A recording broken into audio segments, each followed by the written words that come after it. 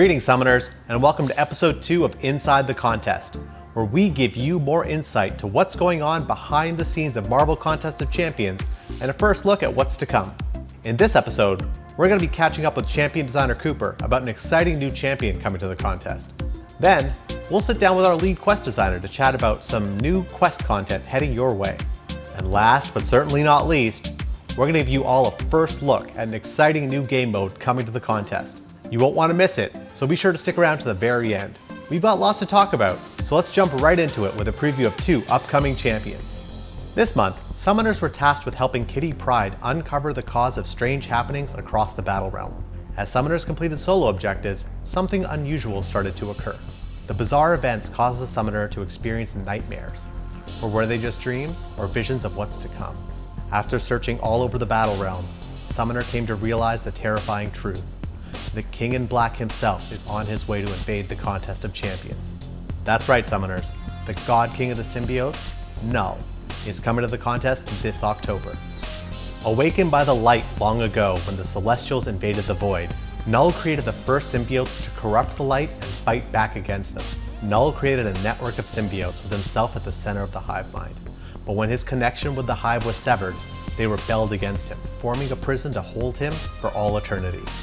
That is, until the symbiote Carnage released him. Now he's making his way to the battle realm, but he won't be alone.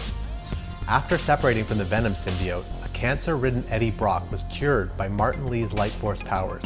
But while doing so, the remnants of the Venom symbiote fused to Brock's white blood cells, giving him new life as Anti-Venom. These 2 additions to the symbiote ranks will be making their way to the contest next month.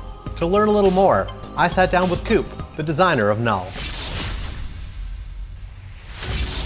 We're here with Cooper, the designer of KNULL. Cooper, thanks for joining us today. Thanks for having me. So before we talk about KNULL, let's talk about some of the other champions you've made. Yeah, before I was working on KNULL, my previous champs were Shang-Chi, Professor X, Guardian. I'd say those are the most popular of them. Yeah, those are some very well-received champs. Now, let's jump straight in, talk about KNULL.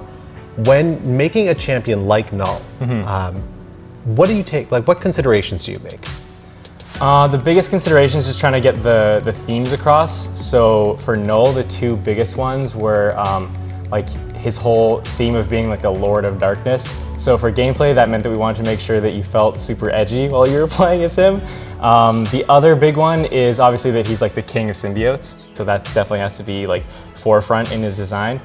So with that one, we kind of wanted to make it feel almost like when you're fighting as KNULL, you're never alone. There's always a whole symbiote army with you. And those are the two biggest things we try to capture for him. Oh, that's really cool. And then where did these ideas come from? Where do you get your inspiration, your ideas for these characters, and especially for KNULL? Yeah, the biggest, okay, well, first of all, shout out to Reddit respect threads for Marvel heroes. We always go to those, like every character we do, because there's just tons of really good reference on there. Yeah. The biggest place, though, was probably the King in Black comic run, because that's like the most recent KNULL thing going on.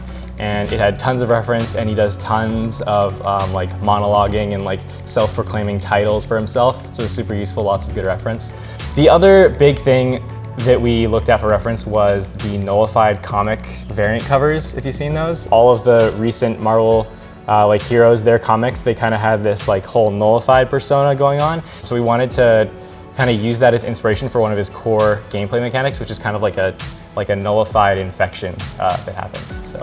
Yeah, those are the big ones. So speaking of core gameplay mechanic, what can players expect? What is going to make KNULL special? What makes the King of Symbiotes the King of Symbiotes? Yeah, so the biggest thing, like I was just mentioning, is his kind of corruption mechanic.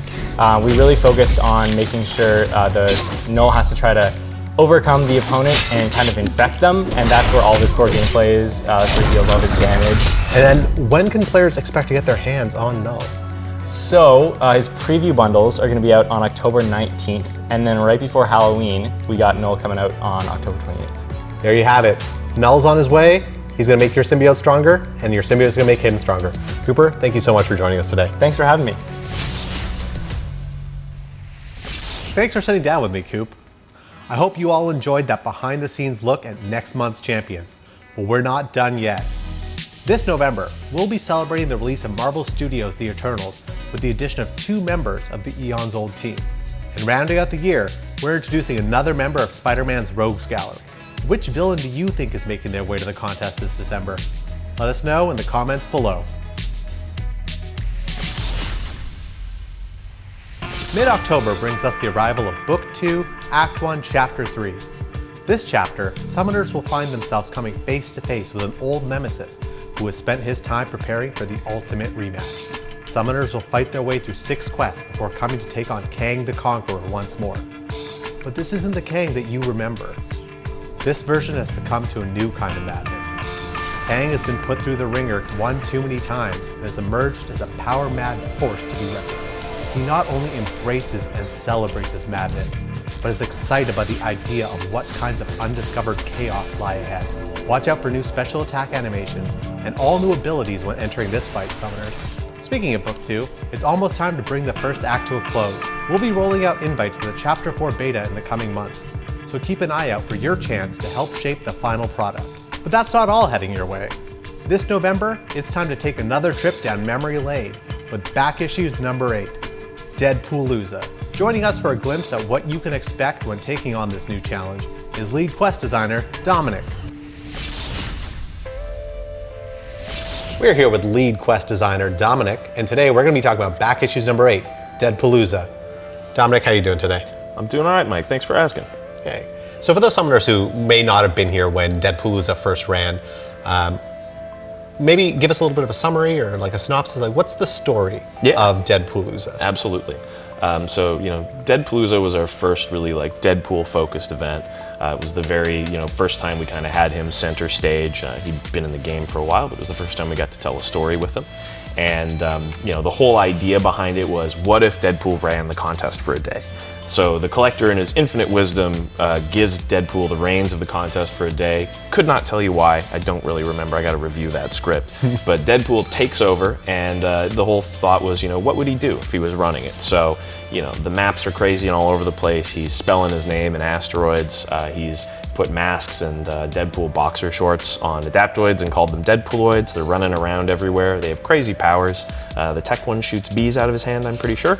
It was a very weird and wild event, and one of the first times we kind of let things be a little strange in the game and a little unfamiliar. So I know this quest holds like a special place in your heart. Why is that? For me, it was, up until that point, I'd been writing a lot of those monthly event quests. Gabe and I at the time were the only two writing on the game after Acts 1 and 3 had finished. And it was the first time we got to do something that, wasn't a movie tie-in.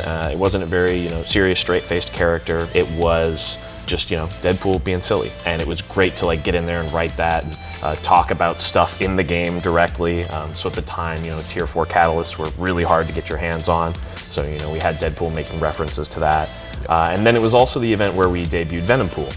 And, he's a favorite character of mine. Even before he was revamped, I was one of those people who was like, I'm going to use this guy on my team as much as possible. He's got a big bleed, he can steal buffs, he's cool looking.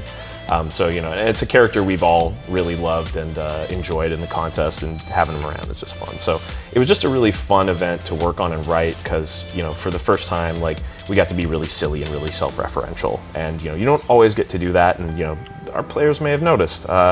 We usually have at least one Deadpool event a year, and that's because we like doing that stuff and it's fun to write that stuff. So we try and work them in where we can. It's just it was a really great moment early on in my time at Kabam. So I think about it very fondly. So I'm excited to go back to it and kind of go over it with a new coat of paint. That's great. Are we going to see some of that silliness come back through? What can players expect? What is the back issues twist? There will absolutely be some of that silliness. Obviously, the entire pool family will be enhanced in the quest. I'm still figuring out the specifics, but if you're still holding on to that 4-star Deadpool, keep holding on to him.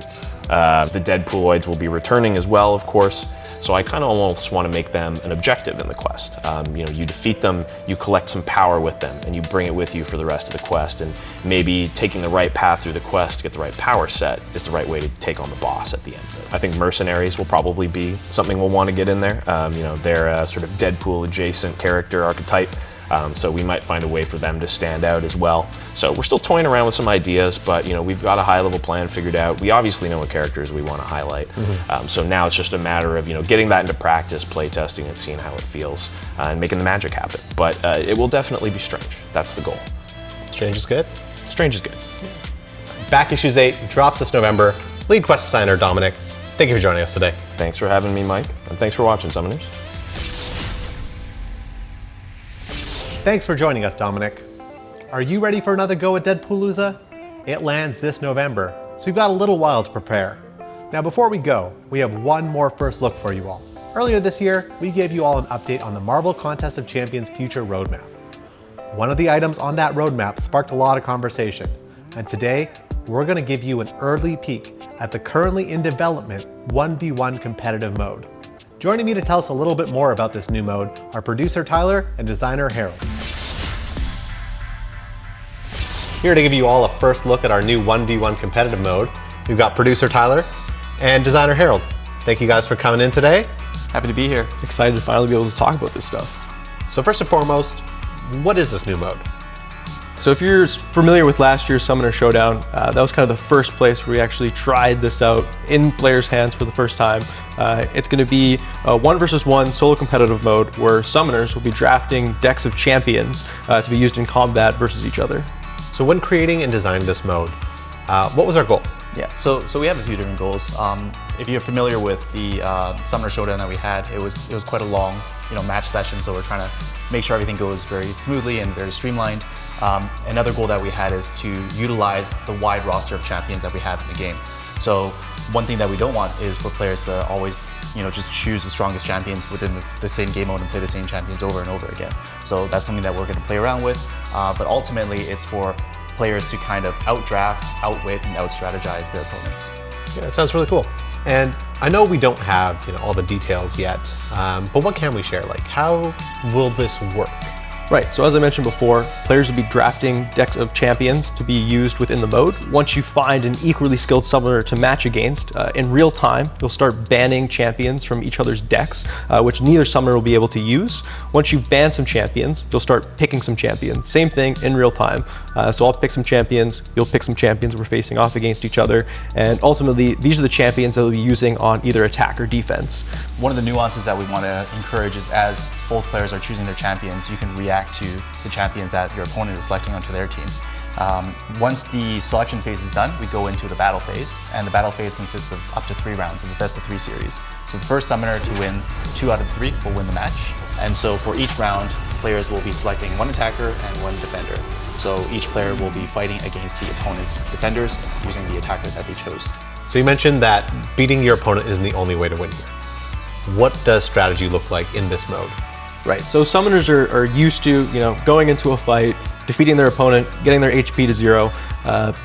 We've been doing that for years, but in this space, we really want to give summoners a little bit more strategic freedom in actually how they win in these encounters. And that could look like staying alive as long as possible. It could be trying to take as little damage as possible. So we want to make it where the win conditions are less static than how summoners typically interact with fights today in the contest. Yeah, and because we want to focus more on that strategic element, we'll probably do this based off of season cadence. We don't know how long that'll be just yet, but what that'll look like is every season we may have different win conditions, and so summoners can go in, change their decks, optimize them for that specific season scoring conditions, and take it from there. Cool. So one of the goals you said was encouraging people to use more of their roster. A lot of summoners, like I know I just usually run through everything with Captain Marvel and Clairvoyant. How are you going to encourage me to break out Abomination or Massacre in this mode? I'm a Quake guy myself, so I know that some of you will like that, some of you won't. But we want to kind of walk away from the bread and butter champions that everyone's used to and they play time and time again, and actually give a little bit more experimental freedom, let's say, where we're actually incentivizing you to use more of your roster, not only through the strategy of, hey, I see what you're picking, I'm going to actively try and counter that, which might not always be the best champion in terms of the meta, but in terms of effectively actually defeating your opponent, that might be a route that you want to take. Yeah, and we have some ideas on how we might want to encourage that meta shift. We're still working on that design, so we'll have more to share with you soon. All right, that's a lot of information, but is there anything else you want to tell us before we go? Yeah, I mean, just as a final note, this is going to be the first time that 2 summoners can actually go head-to-head and see who's the best in the contest. Yeah, and one of the things that we're really excited about is outside of the ranked matchmaker that we'll have, we'll also have friendly matches. So you can actually match up against a friend, an alliance member, and see who's the best. All right, this mode sounds really exciting. And thank you guys for coming in and giving us like a first look at what a new 1v1 competitive mode in the game really looks like. Yeah, we're super happy to finally be able to show this off. We've been working on it for quite some time. Yeah, thank you for having us, and we look forward to sharing more details with everyone in the future. Thanks for the preview, guys. This new mode is still in the works, but you can look forward to more details coming soon. We want to thank all of our guests for joining us today and giving us a sneak peek at new champs, quests, and a new game mode. Don't miss Null and Anti-Venom when they hit the contest, and be sure to dive into Deadpoolooza when the new back issues drops this November. Thank you for tuning in, and until next time, we'll see you in the Battle Realm.